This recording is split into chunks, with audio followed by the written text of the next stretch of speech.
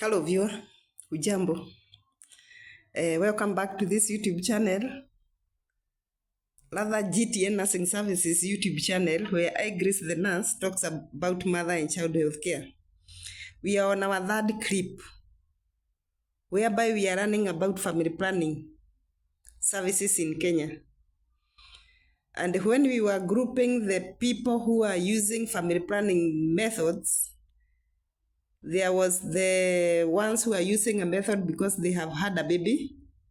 We are having a group of the youth and adolescents and the people who are having special needs. Today, I want to talk about the second category of the user of family planning, youths and adolescents. In front of me, I'm having a diagram there. If this diagram is visible, it is having three circles. The outer circle, and the inside, I'm having two small circles. The outer circle is labeled general population. The circle to the right is labeled youths, and the one to the left is labeled adolescents. The outside is the general population. The one on the right is for the youth, and the one to the left is for the adolescents. For the adolescents, they are grouped with age. So for the youth, it is 10 to 24 years, and the adolescents are 10 to 19 years. Yes, the diagram in front of you. We want to address the issue of youth and adolescents in relation to having family planning method, ama having a method to delay a pregnancy from my previous clips. This is because, according to the Kenya Demographic Health Survey report of 2014, adolescent pregnancy is on the increase at 18%. And this has become a challenge in the community. That is, adolescent pregnancy is on the increase at 18%, according to the Kenya Demographic Health Survey of 2014. And we are told that adolescents face great adverse complications during pregnancy. Adolescents face great adverse complications during pregnancy because they are not fully developed physiologically and biologically for a pregnancy. Adolescents face great adverse complications during pregnancy because they are not fully developed physiologically, biologically for a pregnancy. These pregnancies, whether intended or unintended, increase the risk of maternal morbidity and mortality. You remember when we were talking about the birth risks, and we quoted preterm, underweight, mother death or child death. When it comes to the adolescents, it means that they are at risk of having maternal death or developing complications associated with pregnancy. That is why when we were grouping the people who are using the family planning method, we mentioned the youth and adolescents.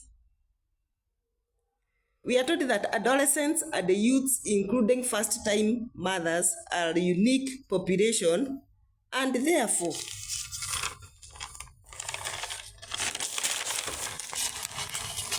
special attention should be paid to them when addressing their contraceptive needs.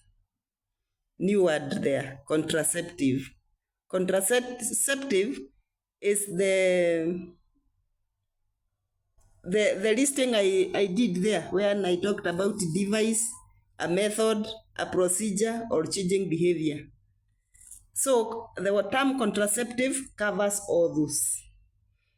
So the MOH has adopted 5 principles for service providers that should be emphasized to facilitate the provision of adolescents and youth-friendly services when it comes to family planning or using a method to delay a pregnancy.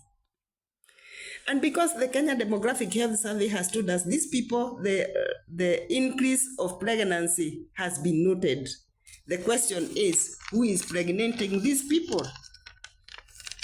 Are they becoming pregnant from the general population? Are they becoming pregnant from their own fellow youth?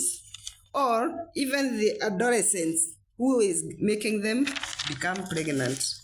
That is the concern the government is having when putting this category of adolescents and youth accessing family planning services. So they have put 5 principles for us to address, to look when we are attending to this category of people. And they are telling us that these services to the adolescents and the youth should be addressed in a special way.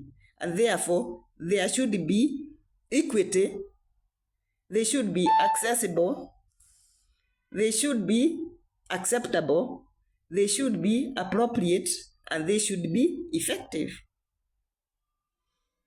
Yes, the service providers, they are not to deny the youth or the adolescent the services of family planning. This is because according to the policy guidelines, the methods that are available should be equitable, that is shared equally, they should be accessible, they should be acceptable, they should be appropriate, and they should be effective. This is because we are supposed to attend their sexual and reproductive health. The youth and adolescents, their reproductive health should be addressed. And that is why in the first clip when we were looking at things to note, when joining a family planning program, there was something they called medical eligibility criteria. So when a health worker is attending this special category of people, they make, as like everyone else, it has to be used. But then we are not supposed to deny them any method when they come, as long as the medical eligibility criteria allows. Because the policy guidelines clearly states that methods available for anybody needing reproductive health service, the method should be equitable, accessible, acceptable, appropriate, and effective. So have I cleared the issue of adolescents and the youth in relation to family planning services? Yes. Thank you. Bye.